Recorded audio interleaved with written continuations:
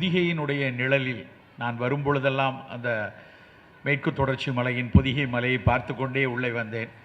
பொதிகையின் மடியிலிருந்து உரையாற்றுவது என்பது அத்தனை மகிழ்வான ஒரு விஷயம். நான் இந்த மாவட்டம் என்று இப்போது மானசீகன் சார் சொன்ன மாதிரி தென்காசி என்று பிரிந்தாலும் இங்கே இருப்பவர்கள் திருநெல்வேலி மாவட்டக்காரன்னு சில பேர் பெருமிதமாக சொல்லுவது போல தென்காசியாக இருந்தாலும் நாங்கள் இதை திருநெல்வேலி மாவட்டக்காரன். இந்த ஊரை பார்க்கும்போது எங்கள் ஊர் என்று தான் எனக்கு தோன்றி கொண்டிருக்கும். எனது தகப்பனார் இந்த மாவட்டத்தில் பணியாற்றி கொண்டிருந்தார்கள்.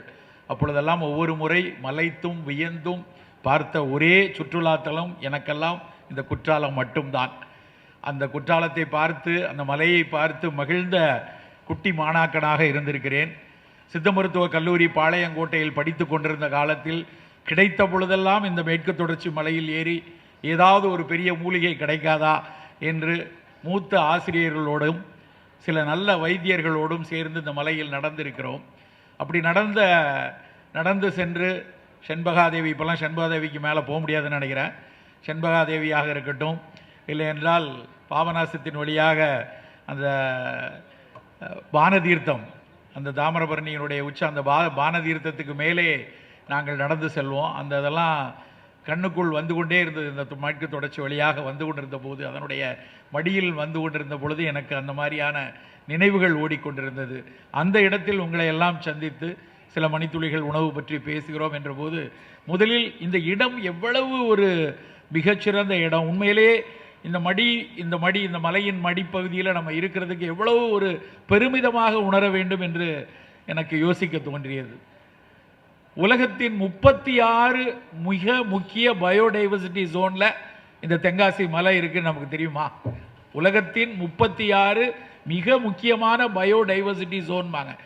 அதுவும் பயோடைவர்சிட்டி ஜோன் அப்படின்னா ஒரு பல்லுயிரியம், பல வகையான தாவரங்கள், பல வகையான விலங்கினங்கள், பல வகையான பூச்சிகள், மலர்கள் எல்லாம் கலந்து இருக்கக்கூடிய ஒரு மலைத்தொடரின் அடிவாரத்தில் நம்ம இருந்துட்டு இருக்கோம். அப்படி ஒன்லி 36 இடங்கள் தான் உலகம் பட்டியலிட்டு இருக்கிறது. அதில் ஒரு இடம் இந்த தென்காசியில் பின்னாடி நாம் பார்க்கக்கூடிய, தினம் காலையில் பார்க்கக்கூடிய அந்த மேற்கு தொடர்ச்சி மலை.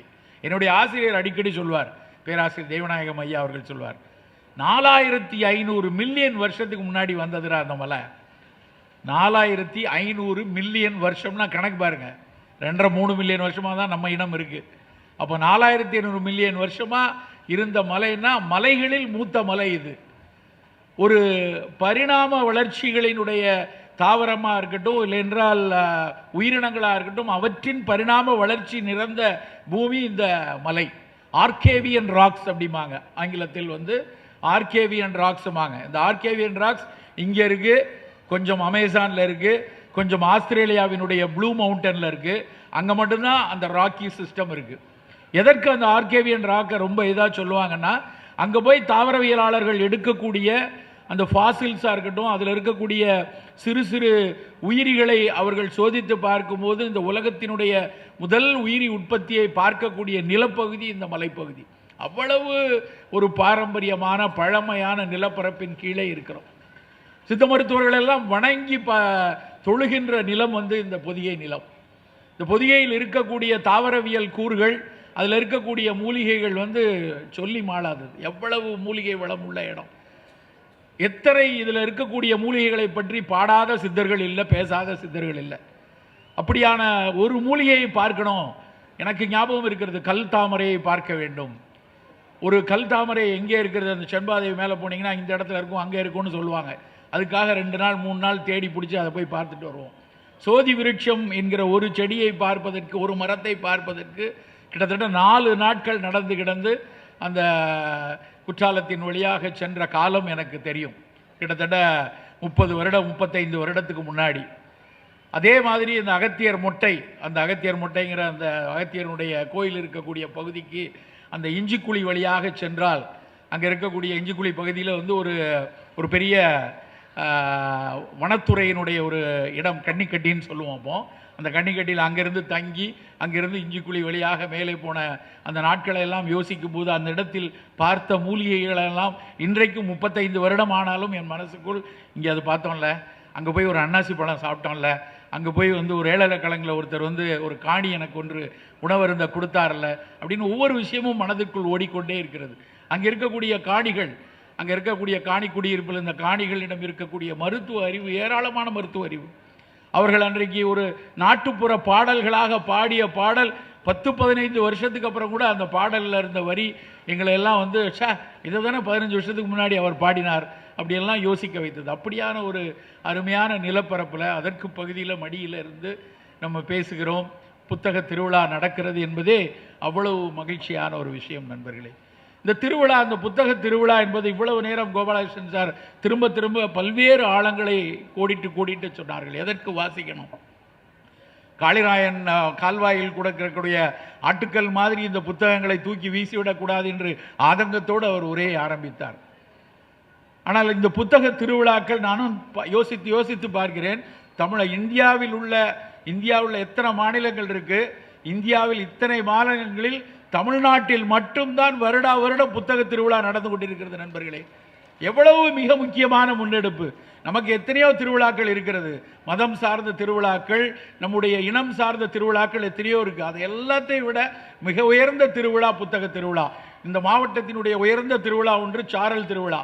குற்றாலத்தை வந்து ரசிப்பதற்காக, அந்த சாரலில் நனைந்து அதை கொண்டாடுவதற்காக இங்கே வரோம். அதற்கு இணையான நாம் வருடம் கொண்டாட வேண்டிய ஒரு திருவிழா புத்தக திருவிழா. இங்கே காத்திருக்கக்கூடிய புத்தகங்களுக்குள்ள எத்தனை நுட்பமான செய்திகள்! மானசீகன் சார் பேசும்போது ஒவ்வொரு வரிக்குள்ளேயும் ஒரு நுட்பமான நுண் அரசியல் இருந்தது.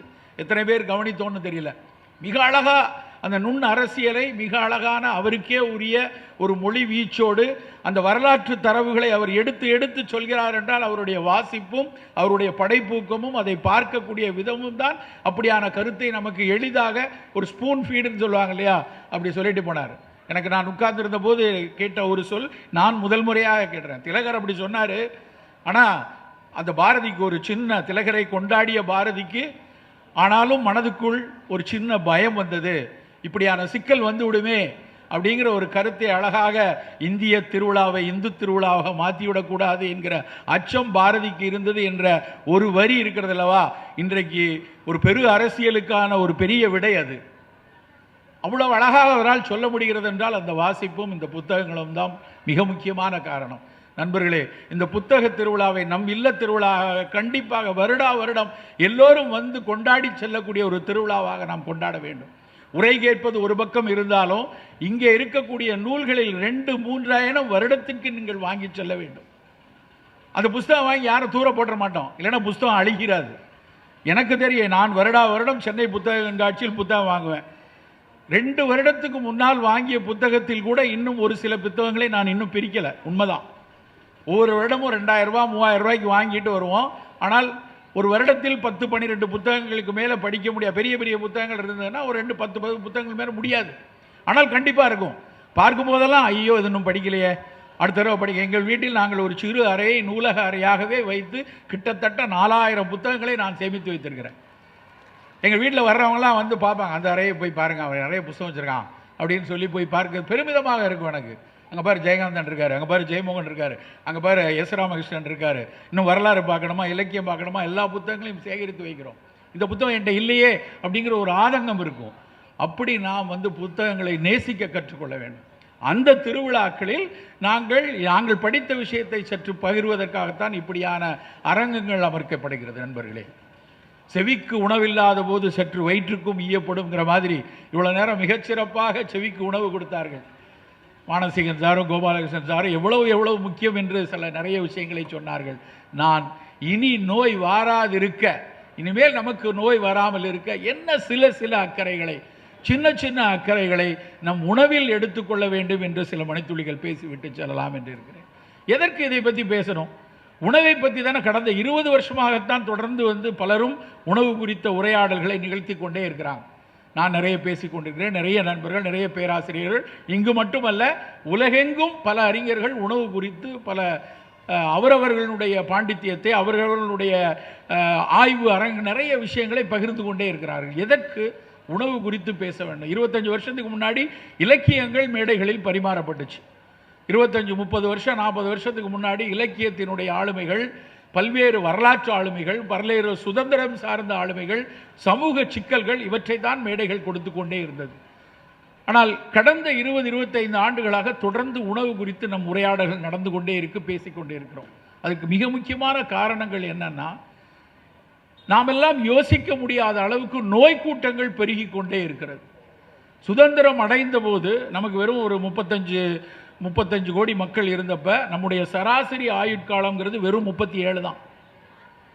நமக்கு தெரியும் அந்த காலகட்டத்தில் பாரதிக்கு என்ன வயது இருந்தது, விவேகானந்தருக்கு என்ன வயது இருந்தது, இதெல்லாம் நமக்கு தெரியும். நிறைய ஆளுமைகள், ராமானுஜம் கணிதமேதை ராமானுஜம் எந்த வயதில் மரணித்தார், பாரதி எந்த வயதில் மரணித்தார், எல்லாம் தெரியும். அப்பெல்லாம் சராசரி ஆயுட்காலங்கிறது 37-38 வயசு தான். ஆனால் இன்றைக்கு சராசரி ஆயுட்காலம் தமிழ்நாட்டில் 75க்கு வந்தாச்சு. கிட்டத்தட்ட 37லேருந்து 75க்கு வந்திருக்கு. அப்படின்னா அதுக்கு மிக அடிப்படையான காரணம் நவீன அறிவியல், பொது சுகாதார மேம்பாடு, பல தொற்று நோய்களை முறியடிக்கக்கூடிய எதிர் நுண்ணுயிரிகளின் வரவு, பல தொற்று நோய்கள், உயிர்கொல்லி தொற்று நோய்களை தோற்கடிக்க வந்த வேக்சின்கள், இதெல்லாம் ஒரு முக்கியமான காரணம். இதெல்லாத்தை விட பிரசவ காலத்தில் நடந்த மரணங்கள் பெரிய அளவில் முறியடிக்கப்பட்டுச்சு. சிசு மரணங்கள், பிறந்து 4 மாதம் 6 மாதத்தில் நடந்த மரணங்கள் இப்போதெல்லாம் மிக குறைந்து போயிடுச்சு. நான் படித்த காலத்தில், நான் இப்போ 55 வயசில், என்னுடைய ஸ்கூல் டேஸில் எப்பொழுதுமே என் வயதை ஒட்டிய இங்கே இருக்கக்கூடிய நண்பர்களுக்கு தெரியும், உங்கள் எல்லாருடைய வகுப்பு தோழராக ஒரு போலியோ நோயாளி இருப்பார். கண்டிப்பாக நம்ம கிளாஸ்மேட்டில் யாரோ ஒருத்தர் ஒரு போலியோவால் அஃபெக்ட் பண்ணியிருப்பாங்க. ஆனால் இன்றைக்கி என் பையனுடைய வீட்டிலையோ, என்னுடைய அடுத்த தலைமுறை அங்கே இருக்க நிறைய சின்ன குழந்தைங்க இருக்காங்க, அவர்களிடம் யாரிடமும் போலியோ நோயாளிகள் கிடையாது. போலியோவை முழுமையாக முறியடித்துட்டோம், உலகத்தை விட்டே விரட்டியாச்சு. என்னுடைய பெரியப்பா சித்தப்பா தலைமுறையில் யாருக்கேனும் முகத்தில் நிறைய அம்மை தழும்புகளோடு முகத்தை நம்ம பார்ப்போம். இன்றைக்கி அவ்வளோ தூரம் நமக்கு அம்மை தழும்புகளோடு பார்க்கல. நிறைய சின்னம்மையினால் நடந்த மரணங்களை முறியடிச்சிட்டோம். இதெல்லாம் தொற்று நோய்களை, வைரஸ் நோய்களை, உயிர்கொல்லி தொற்று நோய்கள் முழுமையாக முறியடிச்சிட்டோம். ஆனால் இப்போ கோவிட் வரைக்கும், கோவிடில் அதோடு முடிந்து விட்டது உலகு அப்படின்னு நினச்சவங்க நிறைய பேர். அதோடு நின்று போய்விடும், ஒரு பெரிய மக்கள் தொகையில் மிகப்பெரிய பேரிழப்பு வரும். நிறைய இழந்தோம், இல்லைன்னு சொல்லலை. ஆனாலும் அதை வென்று நடந்து வந்துட்டோம். ஜூனோட்டிக் வைரஸஸில் ஹென்ட்ரால் ஆரம்பிச்சது. ஹென்ட்ராங்கிற வைரஸ் தான் விலங்குகளிலிருந்து மனிதனுக்கு வந்த முதல் வைரஸ். குதிரை லாயத்திலிருந்து வந்துச்சு ஆஸ்திரேலியாவில். ஹென்ட்ராலேருந்து சார்ஸ் வந்தப்போ, மார்ஸ் வந்தப்போ, ஒவ்வொரு வைரஸ், இந்த ஜூனோட்டிக் வைரஸும் பெரிய பேராபத்தாக வந்துவிடும் என்று அச்சப்பட்ட காலத்திலெல்லாம் நகர்ந்து கோவிடில் நின்று போய் இருந்தோம். 1.5 வருடம் இந்த உலகம் நின்று போய் இருந்துச்சு. அதில் கூட நகர்ந்து வந்துட்டோம். ஆனால் இன்றைக்கும் குறைவுபடாமல் நமக்கு சவால்கள் கொடுத்து கொண்டிருக்கிறது அப்படின்னு பார்த்தா, சர்க்கரை நோய், இரத்த கொதிப்பு, மாரடைப்பு, புதிதாக வரக்கூடிய புற்றுநோய்கள். நல்ல கவனமாக நம்ம யோசித்து கொண்டே இருக்கணும். இந்த சர்க்கரை நோயிலையோ இரத்த கொதிப்புலையோ ஒரு மாத்திரையை போட்டோம், ஒரு வாரத்தில் சரியாக போச்சு, 3 மாதத்தில் இனிமேல் எனக்கு வியாதி இல்லைன்னு போக முடியாது.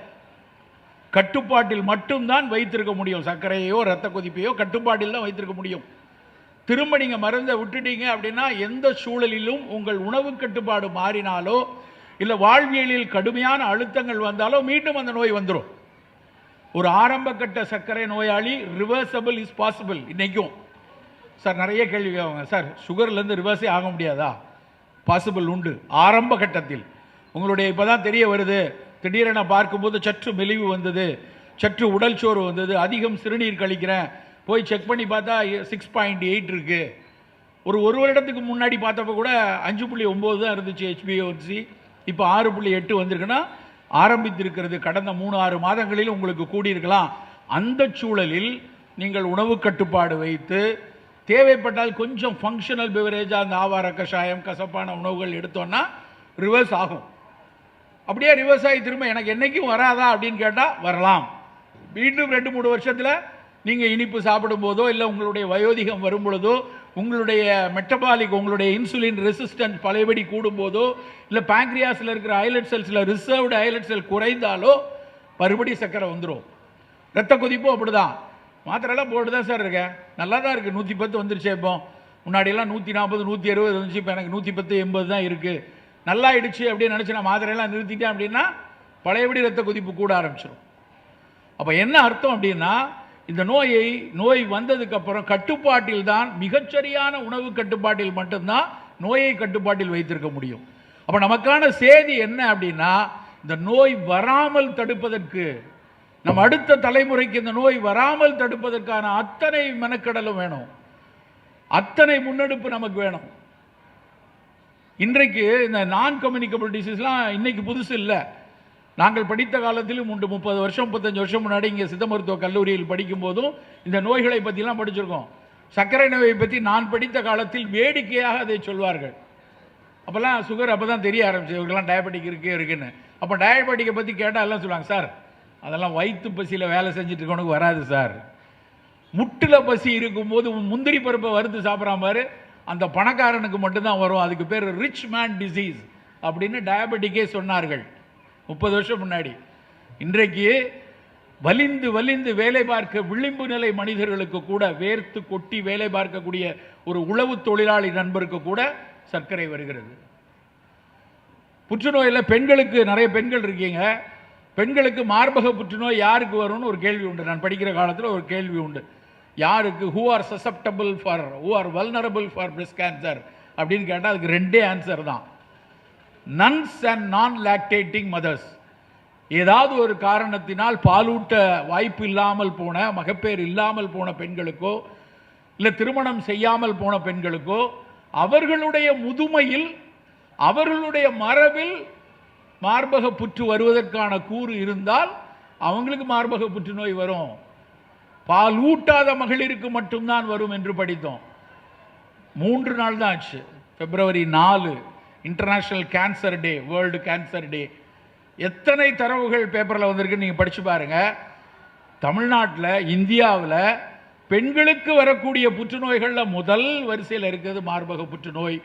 பாலூட்டிய, நல்லா கவனிச்சுக்கோங்க, பாலூட்டி கொண்டிருக்கிற மகளிருக்கு கூட இன்றைக்கு அதிகமாக கூடியிருக்கு.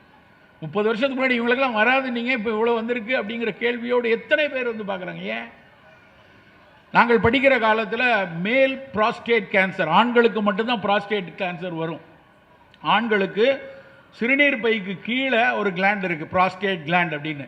அந்த ப்ராஸ்டேட் கிளாண்ட் வந்து சிறுநீர் பைக்கு கீழே ஒரு வாதாங்குட்டை சைஸில் இருக்கும்.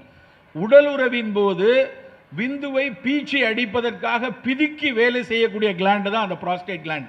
ஸ்பெர்ம் எஜாக்குலேட் அப்படிங்கிறாங்க இல்லையா, அந்த எஜாக்குலேஷனுக்கு பயன்படக்கூடிய கிளாண்ட் ப்ராஸ்டேட் கிளாண்ட். அந்த ப்ராஸ்டேட் கிளாண்டில் கேன்சருங்கிறது நான் படித்து கொண்டிருந்த அந்த 35 வருஷத்துக்கு முன்னாடி வெஸ்டர்ன் வேர்ல்டில் மட்டும்தான் உண்டு. இந்தியாவிலலாம் யாருக்கும் ப்ராஸ்டேட் கேன்சரை பற்றி ஒரு எவிடன்ஸும் கிடையாது அப்போ. ஆனால் இன்றைக்கு சமீபத்தில் அதிகரித்து வரக்கூடிய புற்றுநோய்கள், ஆண்களுக்கு வரக்கூடியதில் ப்ராஸ்டேட் கேன்சரும் கூடியிருக்கு. பெண்களுக்கு மார்பக புற்றுநோய் மட்டும் இல்லை, இன்றைக்கு சத்தம் இல்லாமல், நான் அன்றைக்கு ஒரு ஆராய்ச்சி விஷயமாக ஒரு விவாதம் நடந்து கொண்டிருக்கும்போது பல புற்றுநோய் சிகிச்சை மருத்துவர்கள்லாம் இருக்காங்க. அந்த கூட்டத்தில் நாங்களும் பிளானிங் கமிஷன்லேருந்து டேட்டாவெல்லாம் அனலைஸ் பண்ணிகிட்டு இருப்போம். அப்படி பார்க்கும்போது ஒரு புற்றுநோய் மருத்துவர் சொல்கிறார், சத்தம் இல்லாமல் தமிழ்நாட்டில் மிகப்பெரிய அளவில் பெண்களுக்கு ஓவேரியன் கேன்சர் கூடுகிறது. சினைப்பையில் வரக்கூடிய புற்றுக்கட்டி, சினைப்பை நீர்க்கட்டியை பற்றி நம்ம படிப்போம், அது சாதாரணமாக வரக்கூடியது பாலிசிஸ்டிக் ஓவேரியன் டிசீஸ் என்று, அதை அப்புறம் பார்க்கலாம். அது வந்து சாதாரணமான நீர்க்கட்டி. ஆனால் 40 வயதில் ஒரு தனித்த ஒரு கட்டியாக ஓவேரியன் கேன்சர் வருது. அந்த பெண்ணுக்கு மிகப்பெரிய சிக்கல். அது ரொம்ப கிராங்கி கேன்சர் என்பார்கள். மொத்தமாக அந்த ஓவரியை எடுத்து, கருப்பையை எடுத்து, வயிற்றை பீரோ மாதிரி திறந்து உள்ளே இருக்கிற எல்லா உறுப்புகள், பெரிட்டோனியத்தை எல்லாத்தையும் எடுத்துருவாங்க.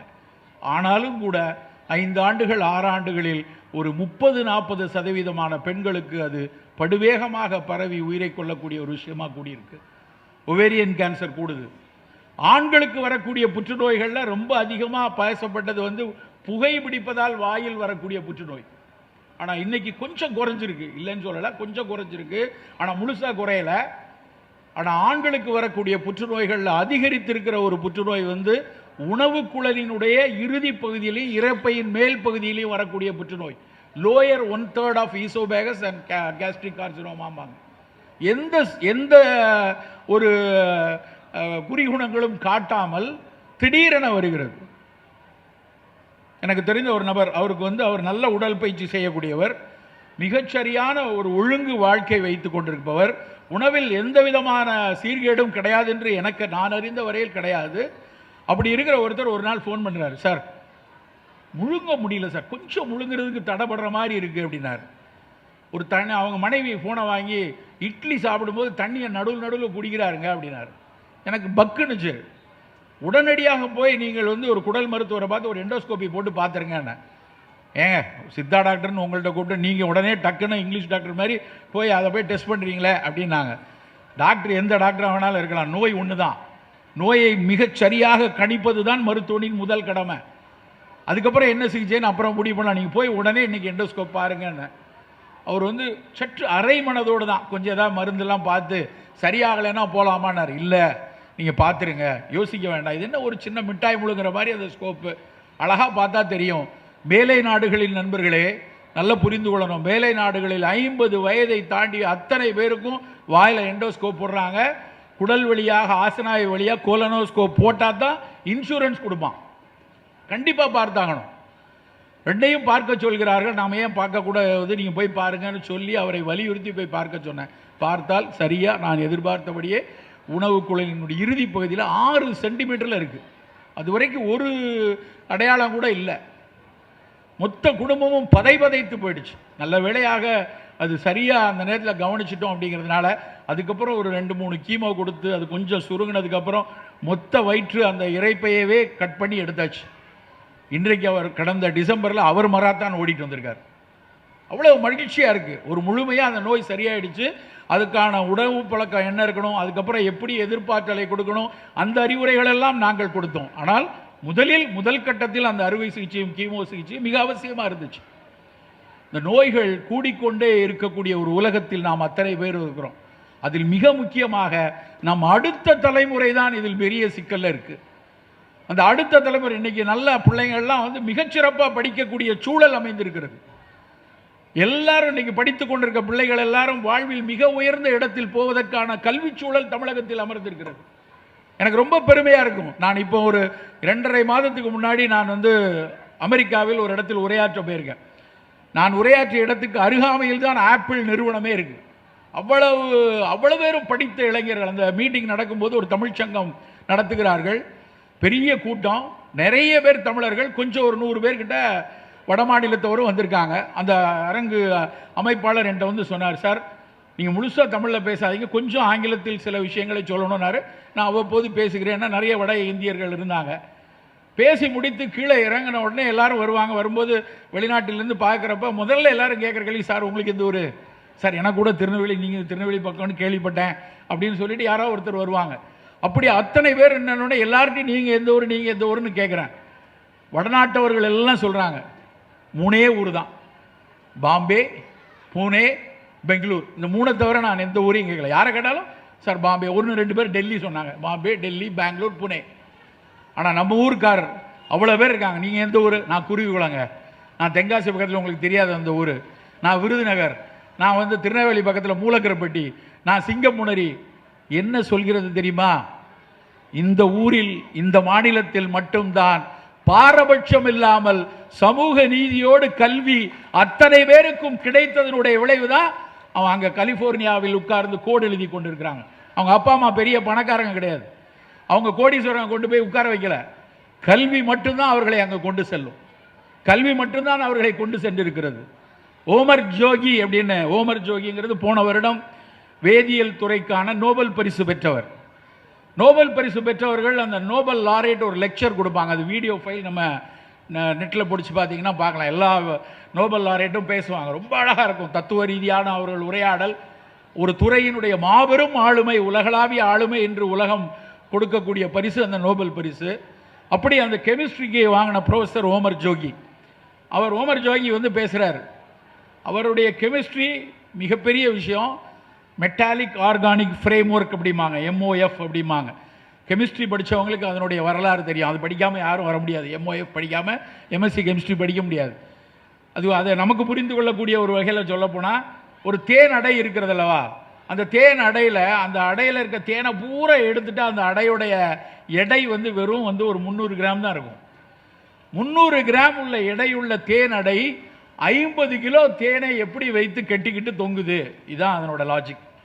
50 கிலோ தேனை வெறும் 300 கிராம் உள்ள அடை எப்படி தொங்கியிருக்கு, அதனோட எதனால் அது பின்னப்பட்டிருக்கிறதுங்கிறத அவர் வந்து யோசித்ததனோட விளைவு தான் மெட்டாலிக் ஆர்கானிக் ஃப்ரேம் ஒர்க் வந்து மிக மெல்லிய எடையில் உள்ள ஒரு பொருள் மிக கடினமான வலுவான பொருளை தாங்க இயலும் அப்படிங்கிறது அவரோட தியரி.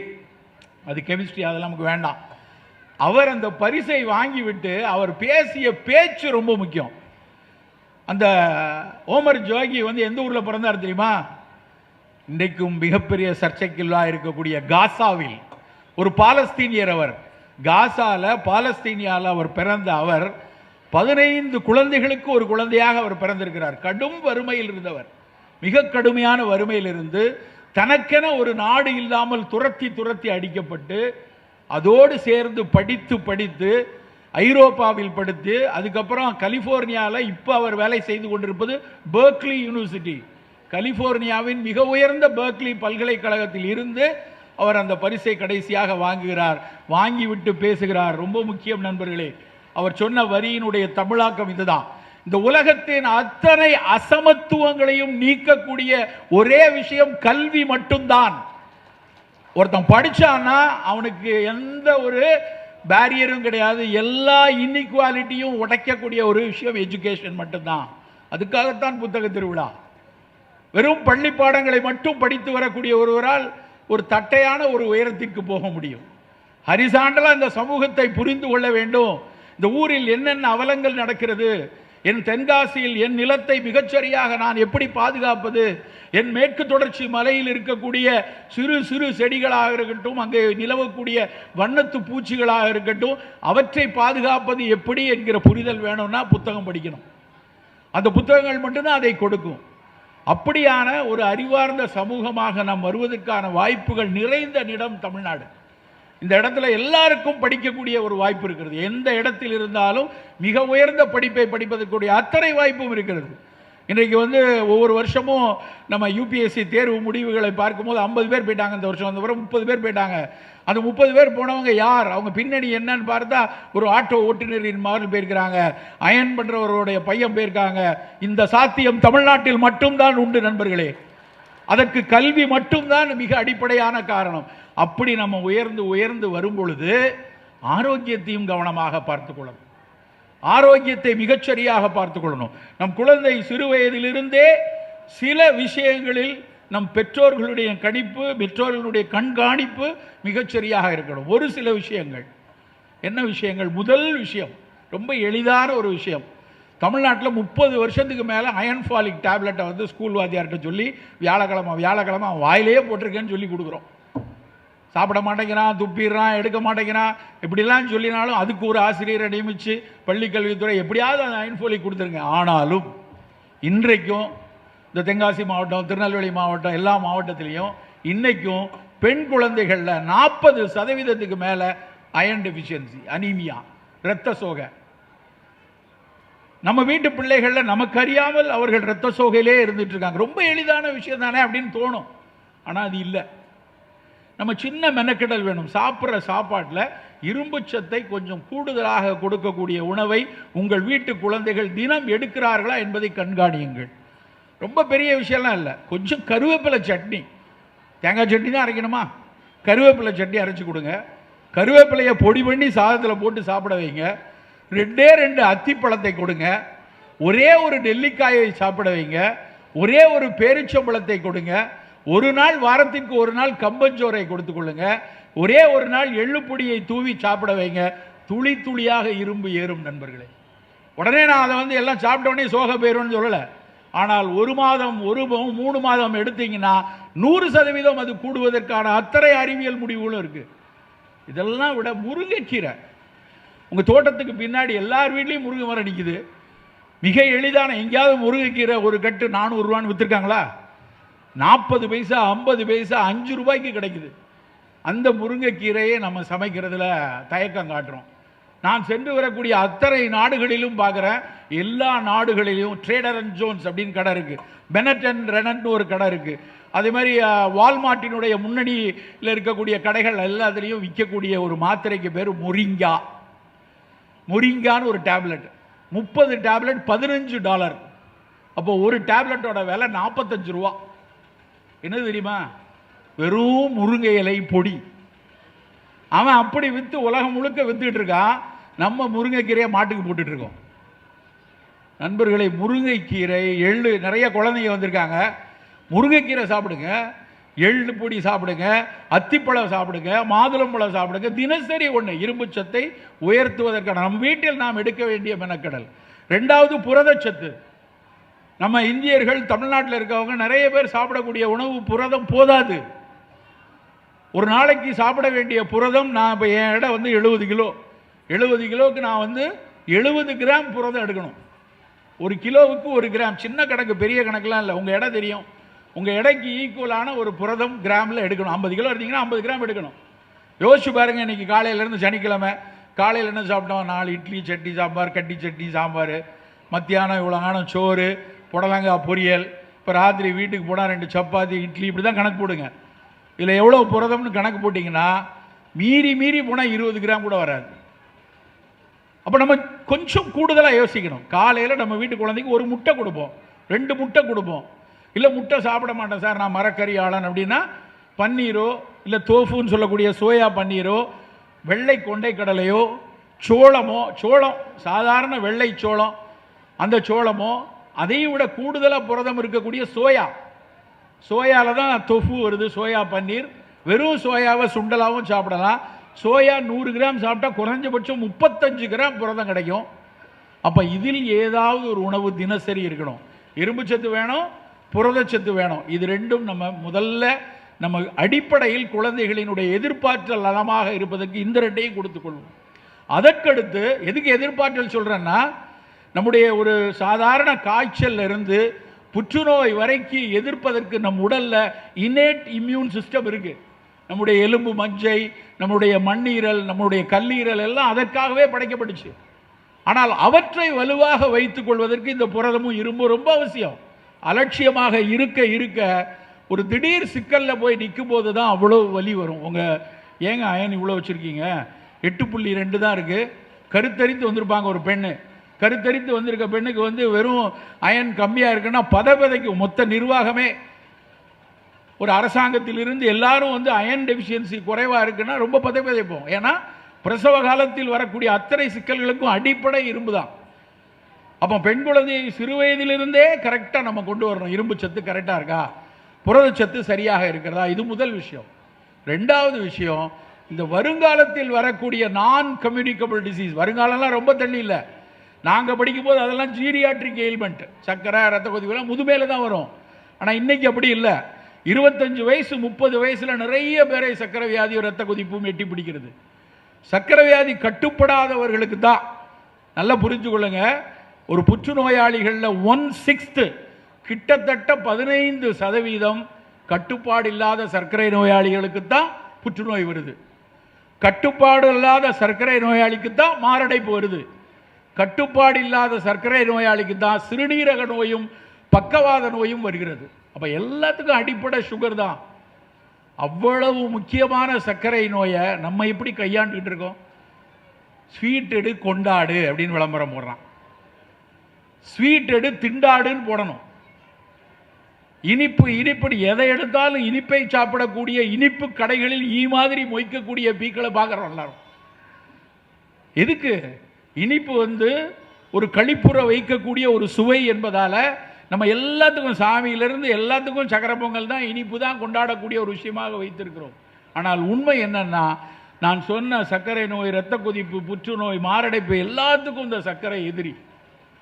சர்க்கரைனா இனிப்பு, வெள்ளை சர்க்கரை தான். சிறு குழந்தைகள் அவர்களுக்கு இனிப்பு வேணும்போது கரும்பு வெல்லமோ இல்லை கருப்பட்டியோ கொடுங்க. சர்க்கரை வியாதி வந்துருச்சு அப்படின்னா எந்த இனிப்பு வேண்டாம். சார் சுகர் இருக்கு, நான் தினம் கருப்பட்டி காப்பி தான் குடிப்பேன் அப்படின்னா அதை விட முட்டாத்தனம் வேற எதுவும் கிடையாது. சுகர் இருக்கு அப்படின்னா எனக்கு சர்க்கரை வேண்டாம், தேவையில்லை. என்னைக்கோ ஒரு நாள் வருடத்தில் 2 முறை, ஒரு தீபாவளி ஒரு பொங்கல் வேணும்னா, ஒரு பிறந்த நாள் இல்லை உங்கள் மனைவியோட பிறந்த நாள், 4 நாள் சர்க்கரை வியாதிக்காரர்கள் இனிப்பு தொடட்டும். மீதி எந்த நாளுக்கும் இனிப்பு வேண்டாம்.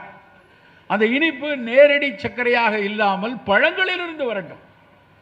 ஒரு கொய்யா பழத்தை எடுத்துக்கொள்ளலாம், ஒரு பப்பாளியை எடுத்துக்கொள்ளலாம், ஒரு மாதுளையை எடுத்துக்கொள்ளலாம். சர்க்கரை வியாதிக்காரர்கள் மா, பலா, வாழை, இந்த 3 மட்டும் விட்டுருவோம். மா, பலா, வாழை சர்க்கரை வியாதியர்களுக்கு வேண்டாம். ஆனால் வீட்டில் இருக்க மற்ற எல்லாரும் அத்தனை பழங்களையும் எடுத்துக்கொள்ளணும். ஆசார கோவை என்று ஒரு தமிழ் நூல் இருக்கு. அந்த ஆசார கோவையில் சொல்றது தலை தித்திப்பு, முதல்ல இனிப்பு தான் சாப்பிடணும். அதை மாற்றி புரிந்து கொண்ட நம் மடையர்கள் இலையில முதல்ல இனிப்பு வைக்க சொல்லியிருக்காங்கன்னு ஜாங்கிரியை வைக்கிறான். அது இனிப்பு இல்லை, இலையில முதல்ல பழத்தை வைக்கணும். முதல்ல பழம், அதுக்கப்புறம் உணவு, கடை கைப்பு, கடைசியாக கசப்பு சாப்பிடணுங்கிறாங்க. கசப்பும் துவர்ப்பும் கடையாக இருந்தாலும் அவை முழுமையாக உட்கிரகிக்கப்படக்கூடிய மிக மிக உயர்ந்த மருத்துவ குணக்கூடிய உணவுனா அது கசப்பும் துவர்ப்பும் தான். யோசிச்சு பாருங்க, இந்த போன ஒரு வாரத்தில் எத்தனை பேர் கசப்பு தினசரி சாப்பிட்டுருப்போம்? சாப்பிட்டுருக்க மாட்டோம். ஒரே ஒரு கேள்வி உங்க எல்லாருக்கும், ஒரே ஒரு கேள்வி, மனதார நியாயமாக நேர்மையாக பதில் சொல்லணும். ஒரே ஒரு கேள்விதான். உங்களுடைய குடும்பத்தில் உங்களுக்கோ, முதல் விஷயம் உங்களுக்கோ, இல்லை உங்களுடைய அப்பா அம்மாவுக்கோ, இல்லைன்னா உங்கள் தாத்தா பாட்டிக்கோ, இல்லைன்னா அக்கா தங்கச்சியிலையோ எத்தனை பேருக்கு சர்க்கரை வியாதி, இரத்த கொதிப்பு ரெண்டுல ஏதாவது ஒன்று இருக்கு? கை தூக்குங்களேன். இங்க எந்த புள்ளியோரும் எடுக்க வேண்டாம். அநேகமாக 80% பேர், 80% பேருக்கு இந்த பிரச்சனை இருக்கு. என்ன சிக்கல் என்றால், உங்களுடைய குழந்தைகளுக்கோ உங்களுக்கோ உங்களுடைய சகோதரர்களுக்கோ இந்த சிக்கல் வருவதற்கான சாத்தியம் மிக மிக அதிகம். உங்களுக்கு இருக்கு அப்படின்னா உங்க பையனுக்கு டயபெட்டிக் வர்றதுக்கு 50% சான்ஸ் இருக்கு. இப்போ நமக்கு டயபெட்டிக் இருக்கு, நம்ம எவ்வளவு சிரமப்படுறோம், உணவுகளுக்கு எத்தனை சிக்கல் இருக்கு, எவ்வளவு அயற்சி வருகிறது, சோர்வு வருகிறதுன்னு யோசிக்கும் போது நம்ம பையன் இந்த பிரச்சனைக்குள்ள சிக்கவே கூடாது, நம்ம பொண்ணுக்கு இந்த சிக்கல் வரவே கூடாது என்ற மெனக்கெடல் நமக்கு இருக்கணும். நான் டாக்டருக்கு படிக்கணும்னு நினைச்சேன், எனக்கு கிடைக்கல, நீட்டில் எல்கேஜிலேயே சேர்த்து விட்டேன், அவன் 5ஆம் கிளாஸ்ல இருந்து ஜேஇ நீட்டுன்னு தலையில் லவோதிபோன்னு அடித்து படிக்க வைக்கிறேன்னு நினைக்கிற நீங்கள், எனக்கு சக்கரை வியாதி இருக்கு, எனக்கு பிசிஓடி இருக்கு, எங்கள் குடும்பத்தில் இந்த சிக்கல் இருக்கு, என் பிள்ளைக்கு வரக்கூடாது என்று அவனை ஜிம்முக்கு சேர்க்கிறதோ, இல்லை ஓட விடுறதோ, ஷட்டில் காக் விளையாடுறதோ, பெண்களை முழுமையாக அதற்கான பயிற்சிகள், உடற்பயிற்சிகள் எடுப்பதோ நாம் ஏன் தயங்கணும்? நண்பர்களே, மிக மிக கவனமாக அடுத்த தலைமுறையை இந்த நோய் கூட்டத்தில் வராமல் பார்த்து கொள்ள வேண்டிய கட்டாயம் நமக்கு இருக்கு. அடையாறு புற்றுநோய் மருத்துவமனை உங்களுக்கு தெரியும், சென்னையில் இருக்கக்கூடிய மிகப்பெரிய புற்றுநோய் மருத்துவமனை. அதில் ஒரு கருத்தரங்குக்கு நான் போயிருக்கேன். 2012-13 நடந்துச்சு. அப்போ நான் போயிருந்தப்ப ஒரு பேராசிரியை பேசுகிறாங்க. நான் உங்களை போல முன்னால் வரிசையில் உட்கார்ந்துருந்து அவர்கள் பேச்சை உரையை கேட்டுக்கொண்டிருக்கேன். பேசும்போது அந்த அம்மா ஒரு பெரிய ப்ரொஃபஸர், அவங்க ஒரு பவர் பாயிண்டில் ப்ரெசென்ட் பண்ணுறாங்க. அந்த பவர் பாயிண்டில் போட்டு அந்த ஸ்லைடு, ஃபஸ்ட்டு ஸ்லைடை போட்டுட்டு அதுக்கப்புறம் அவர்கள் அதை விளக்கி சொல்கிறார்கள். அதுக்கப்புறம் என்னால் அதை உட்காரவே முடியல, அவ்வளவு மனச்சுமை வந்து விட்டது அந்த அம்மா பேசுனதில். அந்த அம்மா அந்த ஃபஸ்ட்டு ஸ்லைடை போட்டுட்டு அங்கே இருக்க கூட்டத்தில் நிறைய மருத்துவர்கள் இருக்காங்க, நிறைய செவிலியர்கள் இருக்காங்க, நிறைய பேர் நோயிலிருந்து மீண்டு வந்தவங்க இருக்காங்க, நிறைய பேர் நோய்க்கான அறுவை சிகிச்சையோ கீமோ சிகிச்சையோ எடுத்தவர்கள் உட்கார்ந்துருக்காங்க. அத்தனை பேரையும் பார்த்து அவர்கள் ஆங்கிலத்தில் உரையாடுகிறார்கள். ஆங்கிலத்தில் பேசும்போது சொல்றாங்க, this is the only unfortunate generation, this is the only unfortunate generation, those who are going to see their own children death on their lifetime அப்படிங்கிறார். இந்த ஒரு தலைமுறை தான் தன் அடுத்த தலைமுறையின் மரணத்தை அருகில் இருந்து பார்க்க போகிற துரதிர்ஷ்டவசமான தலைமுறை என்கிறார்கள். எவ்வளவு வேதனையான வார்த்தைன்னு பாருங்க. நம்ம பிள்ளை, நம்மளுடைய தம்பி, நம்மளுடைய அடுத்த தலைமுறை நம் முன்னால் அவதிப்பட போகிற உலகம் இது அப்படின்னு அவங்க சொல்றாங்க. என்னால் தாங்கவே முடியல. அவங்களுடைய அந்த கருத்தரங்கினுடைய இடைவேளையில் எல்லாரும் உணவு இருந்தபோது அவரை மொய்த்து கொள்வார்கள் இல்லையா, அப்படி மொய்த்து கொண்டு கேட்குறோம், என்ன மேடம் இப்படி சொல்கிறீங்களே? டேட்டாவை காட்டுறாங்க. டாக்டர், நீங்கள் 45 வயசு, அப்போ 45 வயசு, உங்களுக்கு 60 வயசு 70 வயசு வரைக்கும் நீங்கள் ஓடிடுவீங்க, ஒரு பிரச்சனை இருக்காது, 75 வந்துடும். ஆனால் இன்னைக்கு 15 வயசில் இருக்கிறவன் 25 வயசில் டயபெட்டிக் ஆகிட்டான்னா, 25 வயசில் டயபெட்டிக்னா 40 வயசில் அவர் தளர்ந்துடுவார். 40-45 வயசில் பல நோய்கள் வருவதற்கான சாத்தியம் இருக்கும். உங்களுக்கு 70 வயதில் 40 வயதில் உங்கள் மகனும் மகளும் அவதியுறுவதை பார்க்க போகிறீர்கள் என்று சொன்னாங்க. மிக மிக முக்கியமான கருத்தாக எனக்கு பட்டுச்சு. நம்ம அத்தனை பேருக்கும் அதுதான் முக்கியமான இன்னைக்கு டேக் ஹோம் மெசேஜ்னா அதுதான். நம் குழந்தைகள் அவங்க வளர்ந்து ஆரோக்கியமாக வரக்கூடிய காலத்தில் மிகச்சரியாக நோய் இல்லாமல் இருக்கணும். நான் அதுக்காக பயமுறுத்துவதாக நினைக்காதீங்க. நவீன மருத்துவ உலகம் மிகப்பெரிய அளவில் வளர்ந்து கொண்டு இருக்கிறது. வை வி டை அப்படின்னு ஒரு புத்தகம் படித்து கொண்டிருக்கிறேன். வெங்கி ராமகிருஷ்ணன் எழுதின புத்தகம். அவர் ஒரு இந்திய வம்சாவளியில் கடைசியாக நமக்கு நோபல் பரிசு வாங்கினவர் அவர் தான். அந்த வெங்கி ராமகிருஷ்ணன் சொல்றாரு, 2050 டெத் இஸ் ஆப்ஷனல். ரொம்ப போர் அடிக்குது, நான் வேணா செத்து போகிறேன் அப்படின்னு போகலாம். அந்த அளவுக்கு மருத்துவம் எல்லாத்துக்கும் வந்துரும்னு ஒரு கருத்து இருக்குது. எப்படி? டெத் இஸ் ஆப்ஷனல், வேணும்னா செத்து போகலாம், இல்லைன்னா இன்னும் போயிட்டே இருக்கும் அப்படிங்கிற அளவுக்கு உலகம், நவீன மருத்துவ உலகம் போய்கொண்டு தான் இருக்குது. ஸ்டெம் செல்லை வச்சு பாக்கெட்லேயே கிட்னி வச்சுக்கலாம், ஹார்ட்டை தனியாக செஞ்சு எடுத்து பொருத்தி கொள்ளலாம். இப்படி பல ஆய்வுகள் நடந்து கொண்டே இருக்கிறது. முதலில் அது பெரிய பணக்காரர்களுக்கான ஒரு விஷயமா இருக்கும், அப்புறம் வெகுஜனம் எல்லாத்துக்கும் வரத்தான் செய்யும். அது இருக்கட்டும், அது இன்னொரு பக்கம். ஆனால் அவற்றிற்கெல்லாம் நம்ம உள்ளே போகாத அளவுக்கு நம்ம நோய் கூட்டங்களிலிருந்து நம்ம அடுத்த தலைமுறையை காப்பாற்ற வேண்டும். என்னவெல்லாம் செய்ய வேண்டும் என்பதை மட்டும் சொல்லிவிட்டு என் உரையை முடிக்கிறேன். முதல் விஷயம், இனிப்பு மீது வெறுப்பை வளர்த்துக் கொள்ளுங்க. ஸ்வீட் வெள்ளை சர்க்கரை வேண்டாம். தேவைப்படும் போது பழங்களிலிருந்து இனிப்பை எடுத்துக்கொள்வோம், இது முதல் விஷயம். ரெண்டாவது, உப்பை குறைத்துக் கொள்வோம். இந்த உலகத்திலேயே உப்பு அதிகமாக சாப்பிட்ற கூட்டம் நம்ம தான். உலக சுகாதார நிறுவனம் சொல்லுது, ஒரு நாளைக்கு 8 கிராம் 4 கிராம் தான் உப்பு சாப்பிடணும், ஒரு நாளைக்கு 4 கிராம். ஆனால் நம்ம சாப்பிட்றது ஒரு நாளைக்கு 8 கிராம் சாப்பிடுறோம், டபுள் மடங்கு சாப்பிட்றோம். அப்படி டபுள் மடங்கு உப்பு சாப்பிட்டு சொரணையோடு இருக்க மாதிரி தெரியல பல விஷயங்களை பார்க்கும்போது. ஆனால் நம்ம என்ன தப்பா புரிந்துக்கிட்டோம்னா, உப்பற்ற அதன உப்பில்லா பண்டம் குப்பையிலே அப்படின்னு ஒருத்தர் சொல்லியிருக்காங்க. அவங்க சொன்ன கருத்து என்னன்னா, உப்பு ஒரு பாதுகாக்கக்கூடிய பொருள். நீ உப்பு போட்டு பதப்படுத்தலைன்னா மீன் கெட்டு போயிடும், பழம் கெட்டு போயிடும், உப்பு போட்டு பதப்படுத்து என்றார்கள். அது பதப்படுத்த வேண்டிய ஒரு சில பொருட்களுக்கு உப்பு. அதனால சாம்பாரில் உப்பு, காயில் உப்பு, கீரையில் உப்பு, ஊறுகாய் இல்லாமல் சாப்பிடவே மாட்டேன் அப்படின்னு அடம் பிடிக்கிறது பெரிய பேதலித்தனம். அவசியமற்ற உப்பு மிக குறைவாக எடுத்தாகணும். உங்கள் வீட்டு குழந்தைகளில் உப்பையும் இனிப்பையும் குறைவாகவே சிறு வயதிலிருந்து பழக்குங்க. இங்கே இருக்கக்கூடிய நடுத்தர வயதினர் உப்பும் இனிப்பும் மிக குறைவாக எடுக்கக்கூடிய ஒரு கண்டிப்பை வளர்த்து கொள்ளணும். சரி, எதை கூட்டுறது? கசப்பும் துவர்ப்பும் கூட சாப்பிடணும். எந்த பொருளெல்லாம் கசப்பாக இருக்கிறதோ, பாவக்காய் கசப்பு, கோவக்காய் கசப்பு, வெந்தயம் கசப்பு, கருவேப்பிலை கசப்பு, இதில் ஏதாவது ஒரு பொருள் தினசரி இருக்கட்டும். துவர்ப்பு, நிறைய பேருக்கு துவர்ப்புனா என்னன்னே தெரியாது. நான் சென்னை மாதிரி இடத்துல நிறைய இடத்துல பேசும்போது துவர்ப்பு யாராவது 2 எக்ஸாம்பிள் கொடுக்கணும் தெரியாது. அது என்ன சார் துவர்த்துனா என்னது? தமிழாசிரியருக்கு தெரியும், துவர்த்தல் என்றால் உலர்தல், உலர வைக்க. அதனால தான் மாதவிடாய் சமயத்தில் ரொம்ப ரத்தப்போக்கு இருந்தால் அதை உலர வைக்க வேண்டும் என்பதற்காக வாழைப்பூவை கொடுப்பார்கள். நம்ம வீட்டில் வாழைப்பூ பொரியல் கொடு, வாழைப்பூவை இடித்து சாறு கொடு, பீரியட் ரொம்ப அதிகமாக போச்சுன்னா அதை எடுப்பாங்க. துவர்ப்பினுடைய மிக மிக உச்சமான ஒரு பொருள் உங்களுடைய மலையடிவாரம் பூரா இருக்கு, மலை பூரா இருக்கு, கடுக்காய். எவ்வளவு சிறப்பான ஒரு காய், உலகம் கொண்டாடுகிறது, நமக்கு தெரியாது. இந்த மலையில் எத்தனை டன் கடுக்காய் கிடைக்கும், பொறுக்கிட்டு வரலாம். காணிகள் பொறுக்கி எடுத்து வரக்கூடிய இந்தியன் மைராபிலான்னு பேர், அது இந்தியன் செஸ்னட், டெர்மினேலியா செபுலா அப்படிம்பாங்க பொட்டானிக்கலா. 6 சுவையும் இருக்கக்கூடிய உலகத்தின் ஒரே பொருள் கடுக்காய் மட்டும்தான் நண்பர்களே. 6 சுவையும், ஒவ்வொரு பொருளுக்கும் ஒரு சுவை 2 சுவை இருக்கும். ஆனால் அந்த 6 சுவை, இனிப்பு, உப்பு, புளிப்பு, காரம், துவர்ப்பு, கசப்பு, இந்த 6ம் இருக்கக்கூடிய ஒரு பொருள் கடுக்கா. துவர்ப்பு கொஞ்சம் தூக்கலா இருக்கும். கடுக்காயும் தாயும் கருதில் ஒன்றை கேள், தாய் கடுக்காயை விட பெரிதுன்னா சித்தர்கள். அது எப்படி? ஒரு தாய் தானே உலகத்தின் மிகச்சிறந்தவள், அவளை விட கடுக்கா பெருசா அப்படின்னா அவன் சொல்றான் அடுத்த வரி, தாய் பாசத்தின் பேரில், அன்பின் பேரில் அறுசுவையை கொஞ்சம் கூட கூட கொடுத்து நோயை உண்டாக்கிடுவா. ஆனால் கடுக்காய் அதே 6 சுவையை கொடுத்து நோயை போக்கிரும். அப்போ தாயை விட கடுக்காய் தானே மேலே அப்படின்னு சொன்னாங்க. அவ்வளவு முக்கியமான கடுக்காய்.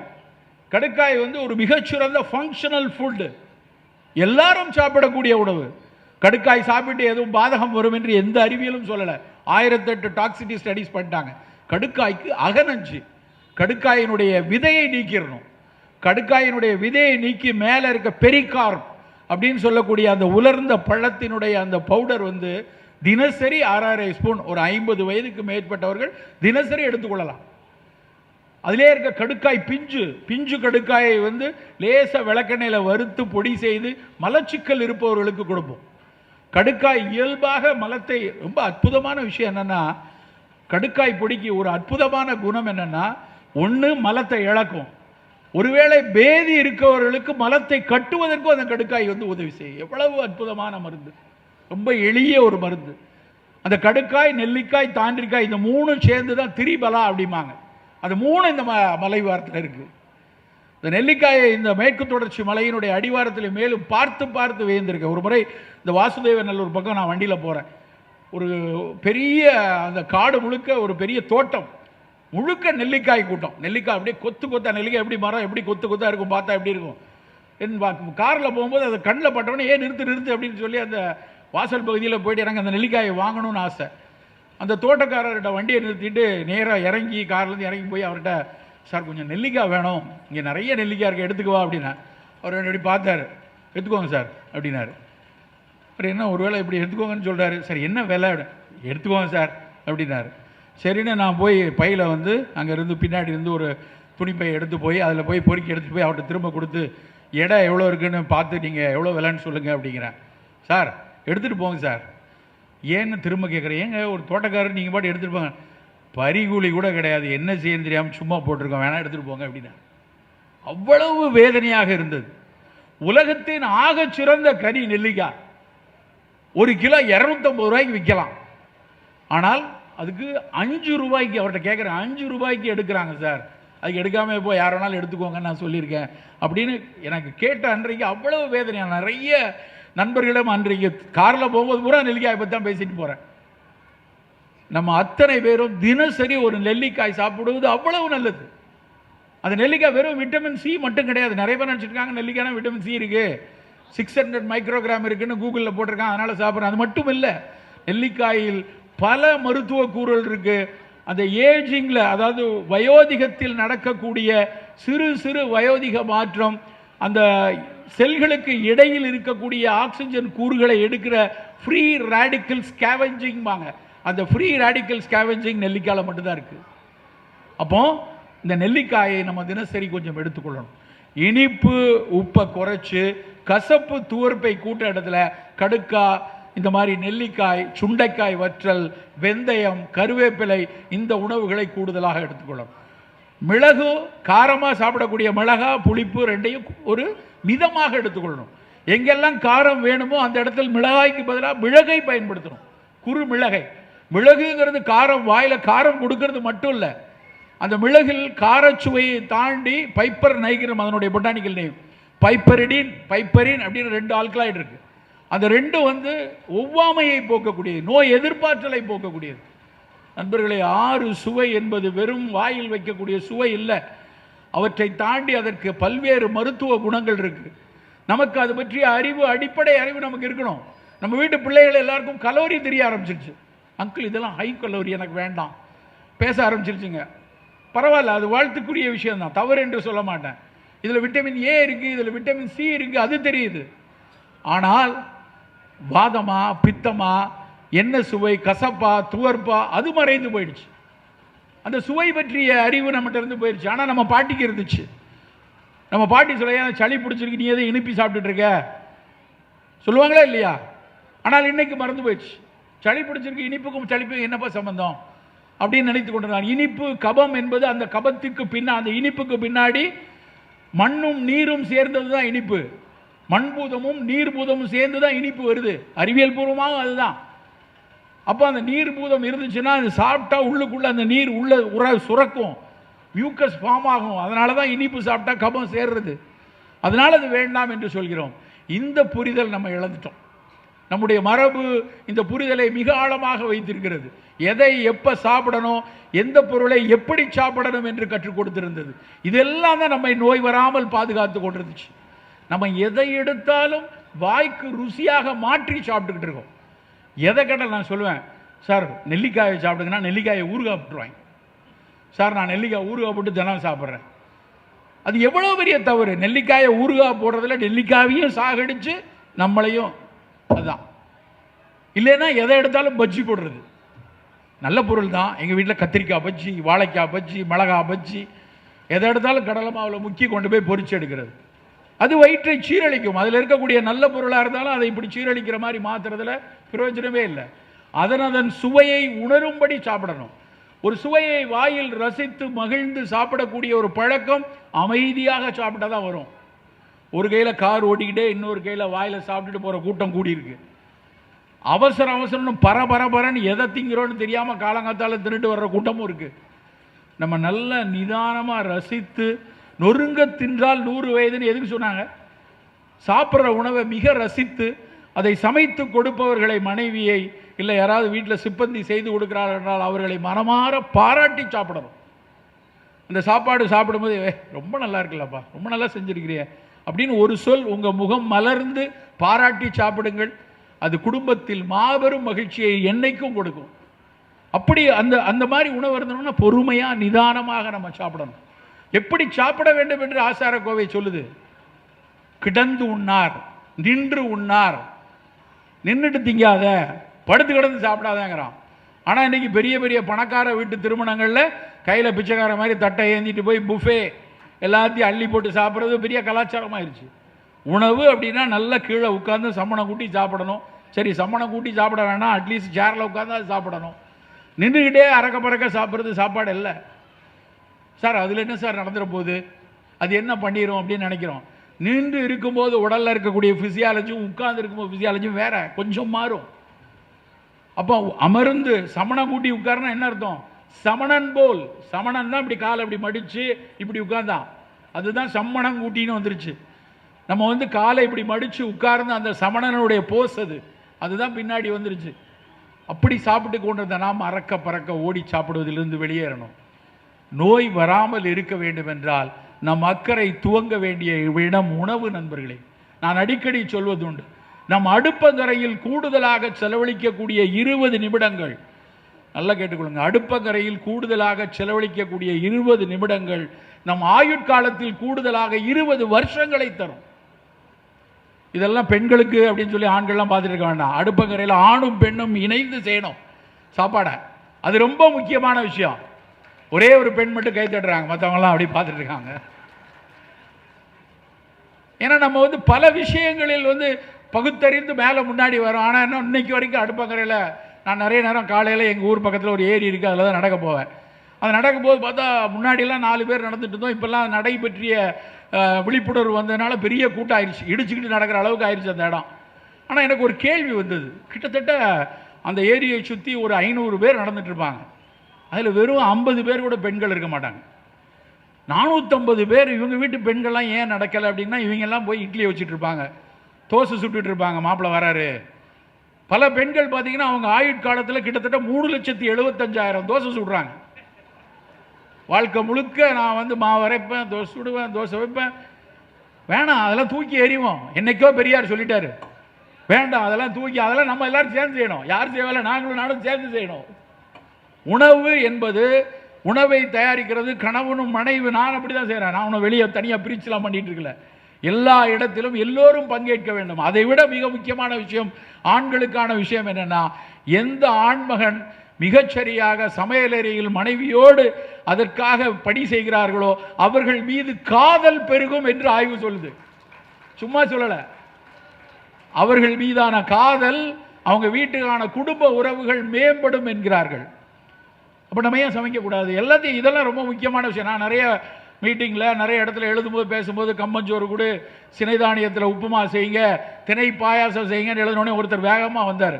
சார், எங்கள் தம்பி வீட்டில் பெரிய கலவரம் சார், என் தம்பி பாடாப்படுத்திட்டு இருக்கான் ஒய்ஃபை, நீ முடக்கறதான் சூப்பு கொண்டு வா சிவராமன் சொல்லியிருக்காரு, கம்பு பிரியாணி பண்ணித்தா சிவராமன் சொல்லியிருக்காரு அப்படின்னு சொல்லி அவங்களுக்குள்ளே அடிச்சுட்டு இருக்காங்கன்னு. முதல்ல அவனை இழுத்துட்டு வா அப்படின்னா. நான் சொல்வது, எல்லோரும் வீட்டில் ஒரு மாற்றம் வர வேண்டும் என்றால் அந்த மாற்றத்துக்கு தாய் தந்தை 2 பேரும் சேர்ந்து பணியாற்றணும். 2 பேரும் சேர்ந்து, நம்ம எல்லாரும் இதுதான் சாப்பிடணும், நம்ம எல்லாருக்குமான உணவு இது, இதை மகிழ்ந்து சாப்பிடுவோம். அதுக்காக விடுதிக்கு போய் சாப்பிடுங்க, வெளியே போய் சாப்பிடலாம். என்றைக்கோ ஒரு நாள் வெளியே மகிழ்ந்து, அதில் மகிழ்ச்சிங்கிறது ரொம்ப முக்கியமான விஷயம். வீட்டில் ஒரு விருந்துகளுக்கு விலக்கானவர்கள் இல்லை, நமக்கு விருந்து வேணும். ஆனால் விருந்தும் மருந்தும் மிக கொஞ்சம் 3 நாள் தான், வருஷத்துக்கு 3 நாள் வச்சுக்கலாம். சனிக்கிழமையான எல்லா ஹோட்டல்லையும் போய் நிறைஞ்சு கிடக்கூடாது.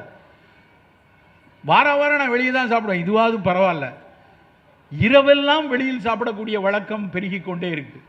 எங்கள் வீட்டில் நாங்கள் சின்ன பிள்ளையில் எனக்கு ஞாபகம் இருக்குது, ராத்திரி சாப்பாடு என்ன அப்படின்னு அம்மாட்ட கேட்டால் என்ன சொல்லுவாங்க, மத்தியானத்தோட மீதி. அதுதான், மத்தியானம் சோறாக்கியிருப்பாங்க, கொஞ்சம் மீதி இருக்கும், அதில் மோர் விட்டு ஒரு ஊறுகாய் வச்சு சாப்பிட்டோம். இல்லைன்னா மோர் சோறோட வந்து வத்தல் வடகம் கொடுத்துட்டா பெரிய விஷயம். என்னைக்காவது ஒரு நாள் அம்மா ஆசைப்பட்டு ரசம் வைத்து தருவார்கள், அது ஆனந்தமான நாள். அவ்வளவுதான் நம்மகிட்ட. இன்னைக்கு போய் சொல்லி பாருங்க, வீட்டில் நைட் என்ன, நைட்டு வந்து மத்தியானம் சாப்பிடு அப்படின்னா அப்படிங்கிறான்.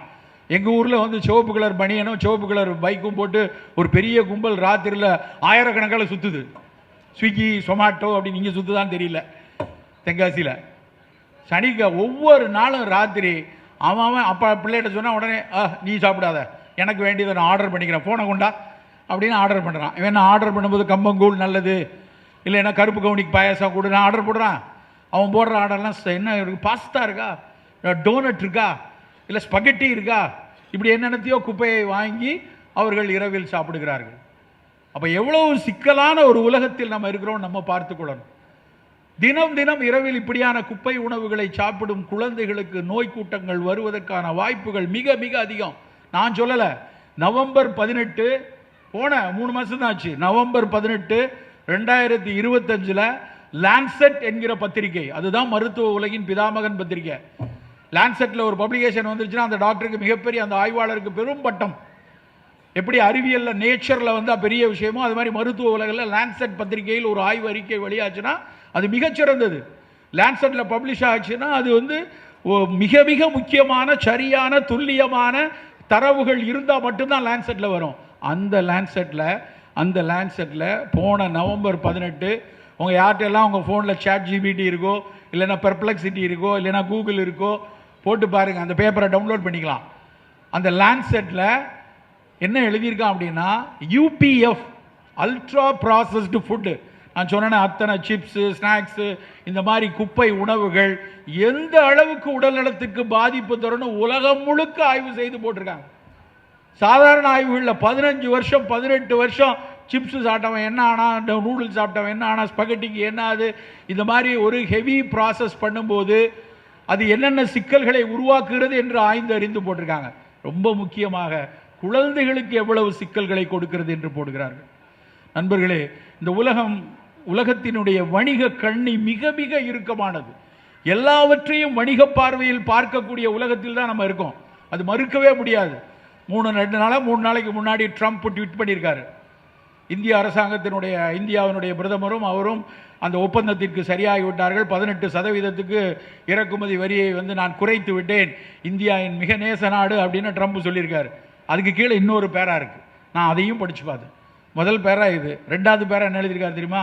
இனிமேல் அமெரிக்க விவசாயிகள் மிகவும் சந்தோஷமாக இருக்கலாம், அமெரிக்க சிறு விவசாயிகளும் அமெரிக்க சிறு வணிகர்களும் சந்தோஷமாக இருக்கலாம், அத்தனை பொருட்களையும் நீங்கள் இந்தியாவுக்கு இறக்குமதி செய்யலாம்னு எழுதியிருக்காரு. ஏற்கனவே இங்கே குப்பைக்காடாக இருக்கு, ஏற்கனவே உணவு கலாச்சாரத்தில் பல்வேறு குப்பைகள் கொட்டி கிடக்குது. இன்னொரு ரொம்ப ஆபத்தான விஷயம் என்னன்னா, நம்ம ஊர் கம்பங்கூழை விட, நம்ம ஊர் கருப்பு கவுனி அரிசியை விட, நம்ம ஊர் கேழ்வரகு அடையை விட அவனுடைய பொருட்கள் எல்லாம் விலை மலிவாக கொண்டு வந்து கொட்டிடுவாங்க. அது இன்னும் ஆபத்தானது. விலை மலிவாக இருக்கும்போது பல பேர் என்னிடம் சண்டை போடுவார்கள் பல நேரத்தில். சார், நீங்கள் பாட்டுக்கு கருப்பு கவுனி அரிசிங்கிறீங்க, திணை அரிசின்னு சொல்லுங்க, 110 ரூபா சார், 150 ரூபா சார், வெள்ளை அரிசி 40 ரூபாய்க்கு கிடைக்குது இல்லை அப்படிமா. வெள்ளை அரிசி 40 ரூபா கிடைக்கும், ஒரு 70 ரூபா ஒரு மாசத்துக்கு நீ அரிசிக்கு கொஞ்சம் கூடுதலாக கொடுக்க உனக்கு வலிக்குது. ஆனால் என்னைக்கு ஜனநாயகம் படம் ரிலீஸ் ஆகும் அதுக்கு 1000 ரூபா பெட்டு கட்டி வச்சிருப்போம்னு சொல்றதுக்கு மட்டும் இனிக்குதே. ஏன்டா இப்படி இருக்கீங்க? இந்த 70 ரூபா என்ன எல்லாரும் பெரிய கார்பரேட் கம்பெனியா எடுத்துட்டு போயிடுவான். என் விவசாயிக்கு கூடுதலாக 70 ரூபாய் கிடைக்குன்னா அது கொடுக்கடா, ஒரு பிரச்சனை இல்லை அப்படின்னு நான் சொல்லுவேன். நண்பர்களை, சற்று விலை உயர்வாக நம்முடைய நல்ல பொருட்கள் கிடைத்தாலும் பிற உதாசீனங்களை ஒழித்து விட்டு அதற்காக நாம் மெனக்கெடுவோம். எங்கேயாவது வந்து ஒரு ஏழை விவசாயி கொண்டு வர திணையரிசிலையோ கம்பரிசிலையோ அவர் ஜாக்குவார் காரில் போறதை நம்ம பார்த்துருக்கோமா? அவர் சைக்கிளில் தான் இன்னைக்கும் அதை மூடையில் கட்டி கொண்டு போய் எங்கேயாவது இது விற்க முடியாதா என்று அலைந்து கொண்டிருக்கிறார். நம்முடைய உணவுப் பொருட்கள் சற்று மிகச்சரியான பொருட்கள், மிகச்சரியான இந்த சிறுதானியங்கள் விலை சற்று குறைவாக இருந்தாலும் நாம் ஆதரிக்க வேண்டும் அவங்களை. அப்படியான நல்ல உணவுகளை நம் வீட்டில் கொடுத்து கொண்டே இருக்க வேண்டும். நண்பர்களே, இறுதியாக நம்முடைய ஆரோக்கியத்திற்கு சவால்களாக முன்னிற்கக்கூடிய அந்த நான் கம்யூனிகபிள் டிசீஸ் என்கிற சர்க்கரை, இரத்த கொதிப்பு, புற்றுநோய்களின் பிடியில் நாம் தாக்கப்படாமல் இருக்கணும்னா உணவில் அக்கறையாக இருக்கணும். இனிப்பு உப்பை குறைத்து கசப்பு துவர்ப்பை கூப்பிடுவோம். அடுத்து இந்த அல்ட்ரா ப்ராசஸ் ஃபுட்டுங்கிற செயற்கை நிறமூட்டிகள், பல்வேறு ப்ரிசர்வேட்டிவ் போட்டு வடிவங்களை மாற்றி வரக்கூடிய குப்பை உணவுகளின் பிடியில் நாம் சிக்க வேண்டாம். அது என்னைக்கோ ஒரு நாள் சொல்லி அதுக்கு ஒரு பெரிய ஒய்யாரத்தை கொடுத்து விடாதீர்கள். நம்ம வீட்டு பிள்ளைகிட்ட நீ மேக்ஸில் 100 வாங்கினேன்னா உனக்கு பீஸா வாங்கி தருவேன்னு சொன்னால் நம்மளை விட முட்டாப்பைய வேறு யாரும் கிடையாது. அப்போ அவன் என்ன நினைப்பான், ஓ அப்போ மிக உயர்ந்த இடம் போல இருக்க அப்படின்னு நினைத்து அவன் கையில் காசு வரும்போது அவனே நேரடியாக போய் அதை போய் வாங்கிடுவான். அதற்கு ஒரு ஒய்யாரம் கொடுக்க வேண்டாம், அது நமக்கு வேண்டாம். அப்படி குப்பை உணவுகளின் பிடியிலிருந்து விலகுவோம். கூடுமான வரை நம் அருகாமையில் கிடைக்கக்கூடிய உணவுகளை எடுப்போம்.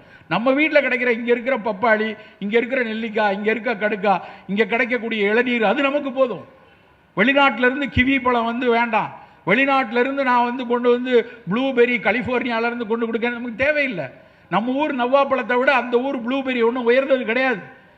அந்த நவ்வாப்பழத்தில் இருக்கக்கூடிய அதே ஆந்தோசைனின் தான் அந்த ப்ளூபெரிலையும் இருக்குது. எதுக்கு போய் 100 கிராம் 500 ரூபா கொடுத்து அந்த ப்ளூபெரியை வாங்கணும்? அது கலிஃபோர்னியாவிலேருந்து வரணுமா? நம்ம ஊர் நவ்வாப்பழம் போதும். அப்படி அருகாமையில் இருக்கக்கூடிய பழங்களை எடுத்துக்கொள்வோம். மணமூட்டிகளை, இஞ்சி, சீரகம், பூண்டு, புதினா, கருஞ்சீரகம் எல்லாத்தையும் நம் உணவில் அவ்வப்போது மசாலா பொருட்களாக சேர்த்து கொள்வோம். அதுக்காக இதெல்லாம் போட்ட மிட் நைட் பிரியாணி போவோம்னு நினைக்காதீங்க. பிரியாணி மிகச்சிறப்பு தான், ஆனால் அதை பகல்லையோ காலையிலையோ சாப்பிடுவோம்.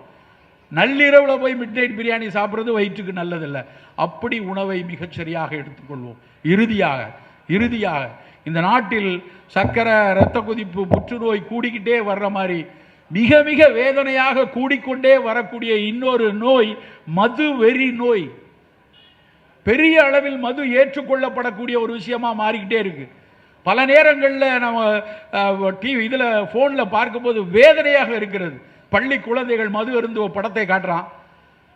சிறு சிறு பசங்களும் கல்லூரி மாணவர்களும் மாணவிகளும் எல்லோரும் ஆண் பெண் சமமாக நாங்கள் மது அருந்துகிறோம், ஆடுறோம், பாடுறோம் போடுறாங்க. வேதனையாக இருக்குது நண்பர்களே. 2000 வருஷத்துக்கு முன்னுடைய மாசான் வள்ளுவன் சொல்லிட்டான், கல் உண்ணாமை வேணாம். ஔவையார் கல் குடித்தவங்க தான், அதை பற்றும் படிச்சிருக்கோம். ஆனால் அதை படித்த அதே சமூகத்தில் ஆசான் வள்ளுவன் சொல்கிறான், வேண்டாம் கள். அவன் கள் வேண்டான்னு சொன்னது அது ஒரு கார்சினோஜெனிக் ஏஜென்ட்னு தெரிஞ்சு இல்லை. கல்லில் இருக்கக்கூடிய ஒரு எத்தனால், மதுவில் இருக்கக்கூடிய எத்தனால் குடல் புற்றுநோயை உருவாக்கும் என்று சொல்லல. அவர் சொன்னது என்னென்றால், கள் புத்தியை அழிக்கும், அறத்தை கொல்லும். இந்த அறத்தை அழிக்கக்கூடிய, புத்தியை கொல்லக்கூடிய கள் வேண்டாம் என்று 2000 வருஷம் முன்னாடி சொல்லிட்டாங்க. இன்றைக்கு பெண்கள் மீது நடக்கக்கூடிய அத்தனை வன்முறைக்கும் அடிப்படை காரணம் மதுதான். ஆனால் மதுவை நாம் ஏற்றுக்கொண்டு, என் வீட்டுக்காரர் கொஞ்சமா சோஷியல் ட்ரிங்கர்னு பெண்களே சொல்றாங்க. வேதனையாக இருக்கிறது. வேண்டாம் நண்பர்களே, ஒருபோதும் மது வேண்டாம். ஆண்களே, மதுவை ஏற்றுக்கொள்ளாதீர்கள். பெண்களே, மது அருந்துபவர்களை ஒருபோதும் ஏற்றுக்கொள்ளாதீர்கள். நன்றி, வணக்கம். இந்த தகவல் உங்களுக்கு பிடிச்சிருந்தா லைக் பண்ணுங்க, உங்க ஃப்ரெண்ட்ஸுக்கு ஷேர் பண்ணுங்க, மறக்காம எங்க சேனலுக்கு சப்ஸ்கிரைப் பண்ணுங்க.